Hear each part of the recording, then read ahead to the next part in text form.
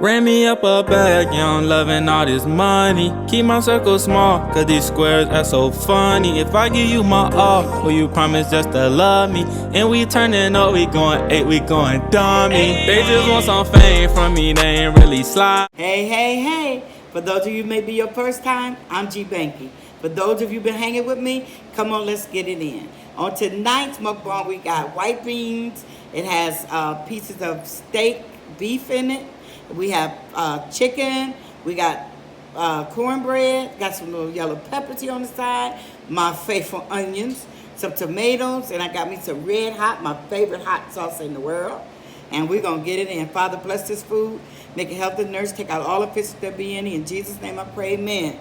Amen. I'm from the old school. I like to take my cornbread and crumble it up in my beans. Yes. And then take my onions and place it, put me a little margarine in there. Give it some flavor, add me a little sugar. I already put my sugar in there. Because I ain't want y'all to be like, he put that much? I does. Don't that look good?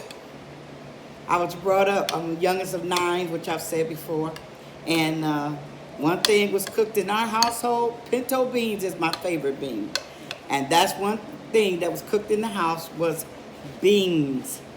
My kids used to think when I would make beans, when they was growing up, they used to think, we ain't got no more food because Mommy keep cooking beans. They didn't know that beans is a meal for black folks. I don't know about no other, but pinto, lima beans, butter beans.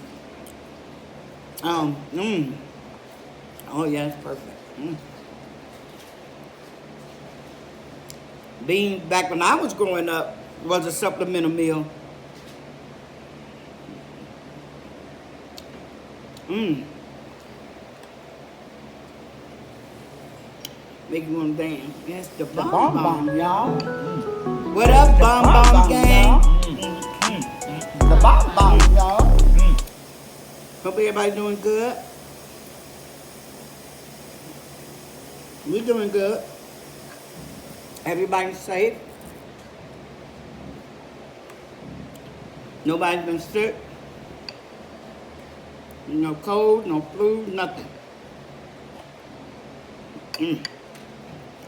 Great grandbaby going good. When he was born, he was 5 pounds, 12 ounces. Now he's a little over 8 pounds, getting a little chunky chunk.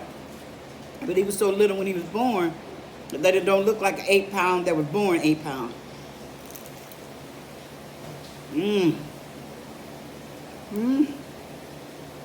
Juicy.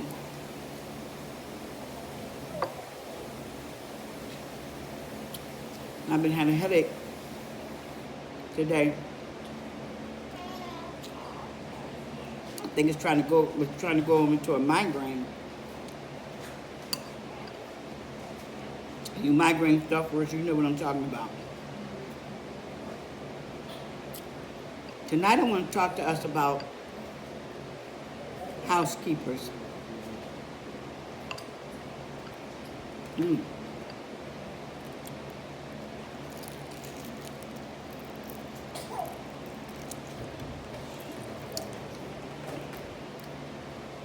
I forgot my napkin again. Somebody give me a napkin.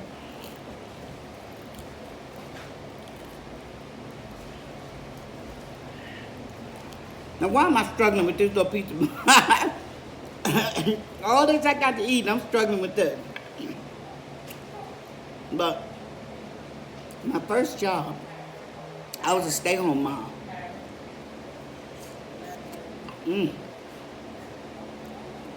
My first job outside of home, I was a housekeeper in Ohio, Massillon, Ohio.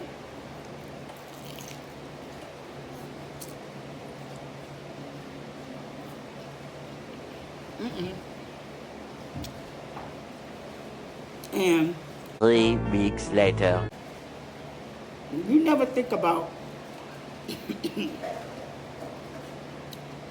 what the people go through to get your room ready. Excuse me. It ain't easy.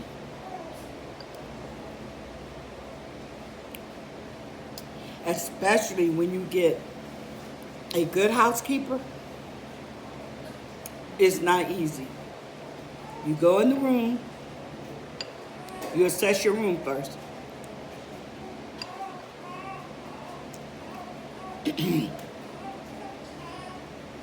And after you look at your room, what I did, I would always strip my beds first.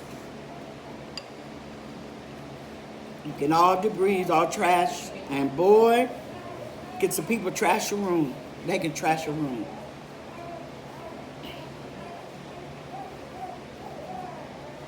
Then I go check my bathroom.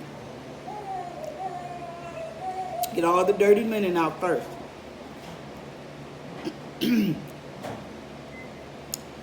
Then you do your cleaning. And let me tell you,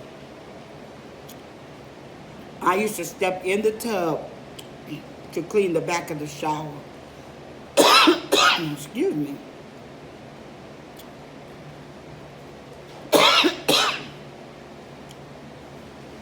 And then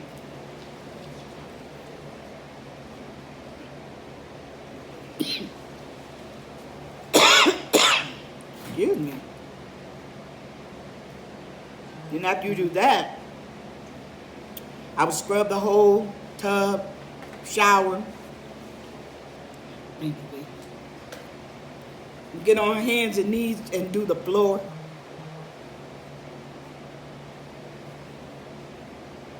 That's the way I did. And then go in, make up the beds, scrub the headboard down. Because somebody been in there before you. I would scrub the headboard down, change the padding, put on the clean sheets, change out the comforters. I don't think they too much allow you to do that anymore. But when I go in the hotel room, a lot of times I take my own blanket because I know all housekeepers aren't like I was. Because I worked with some that wouldn't do what I did. But guess what?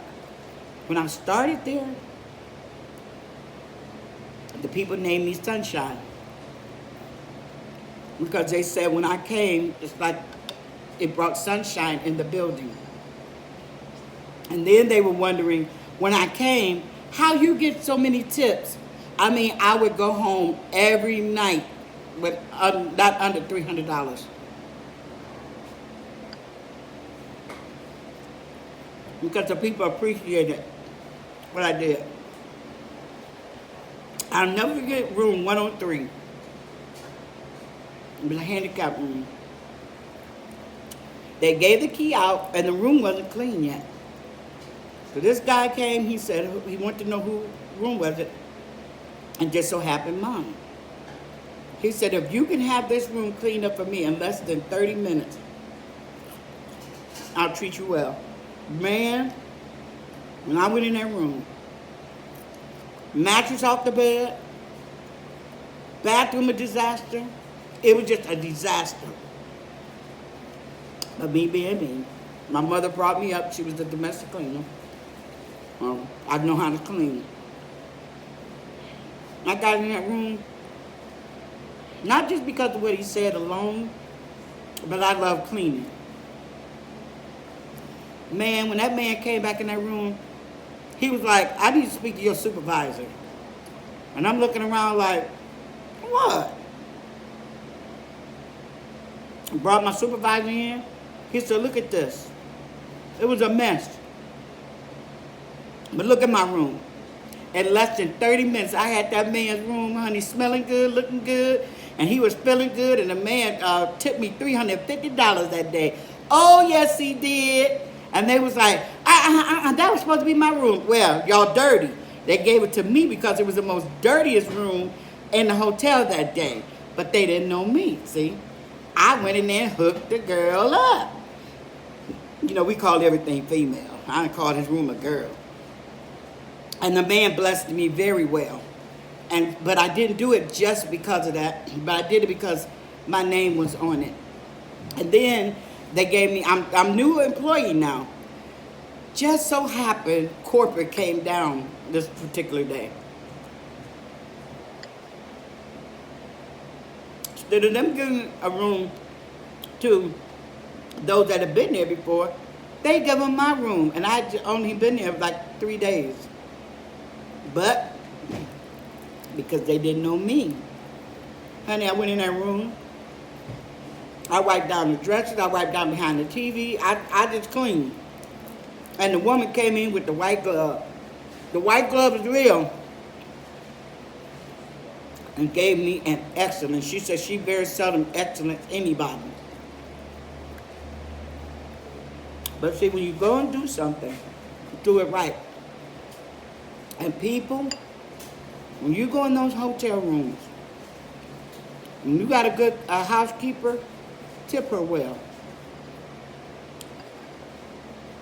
Because when you enter that room, know that a lot went into getting that room prepared. Especially if you got double beds. It takes a lot to get those rooms prepared.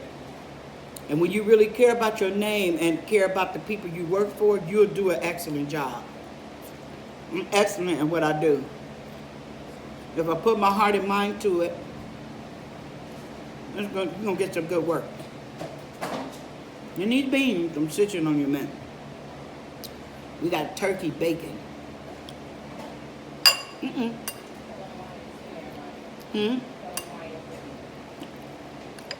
But we don't eat pork.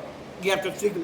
If we were still eating pork, it would be either ham hock or more like a ham hock.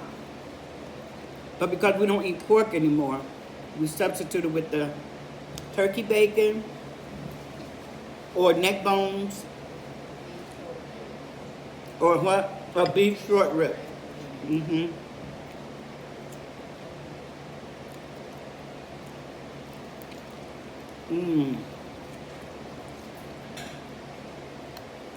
This chicken is so juicy. But just know, and when you go to a hotel, keep in mind, they don't pay much as it is. And then the real housekeeper works their heart out to make sure that you don't give a bad report on them. A good housekeeper, they'll sometimes slip you extra towels and washcloths when you don't even ask, depending on how long you're staying. The work is hard. They work in the labor room. Excuse me, in the laundry room. See, it's hard labor. Folding the sheets, washing the towels. Sure, the machine and dryer is doing it all, but when it comes down to folding and stuff, I enjoyed it. And like I said, I like to clean. So always remember, when you go into a hotel, someone took out the time and cleaned that room for you. Sometimes they're rushed to get it ready for you.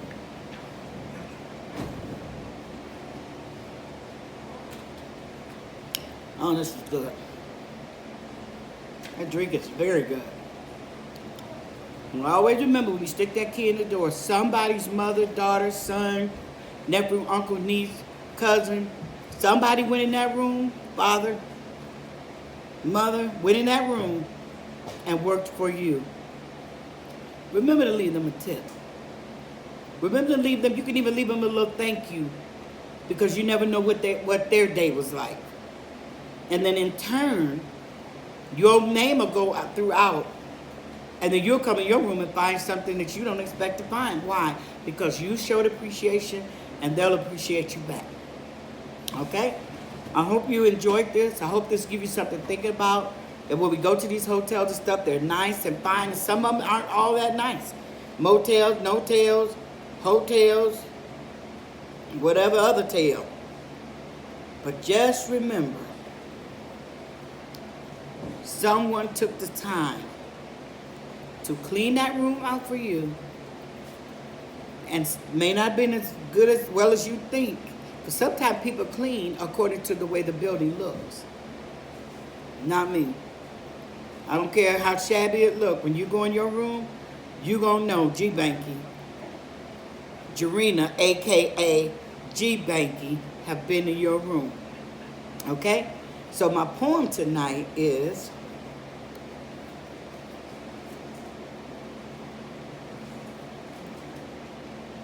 about when you go out into the woods and you look at trees, you see all these different trees. And some of them are bent, and some of them are straight, and some of them are evergreens, and some of them are whatever. And you look at the tree and you allow it. You appreciate it. You see why it is the way it is. You sort of understand that it didn't get enough light. And so it turned that way. And you don't get all emotional about it. You just allow it. You appreciate the tree. The minute you get near humans, you lose all that. And you are constantly saying, you're to this, or I'm to this. That judging mind comes in. And so I practice turning people into trees, which means appreciating them just the way they are. This is by Ram Dass. Now let me bring this poem on into what I'm talking about. Treat people as they are. That housekeeper went in and worked for you. She may not have been like that last one you had. She may not be like the one you had before. She has to, or he has to be only whom they are. So accept them just like we accept the trees, just like we accept how they are. We appreciate how they are. Let's be the same way about one another. Okay?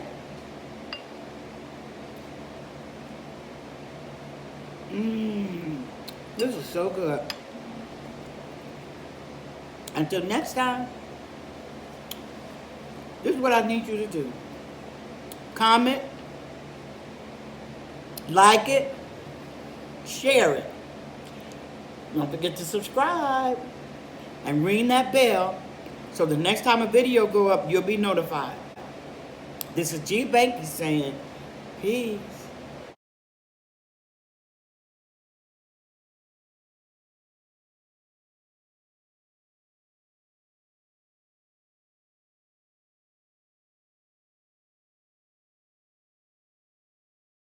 Bomb, y'all. This is the bomb, y'all. The bomb, y'all.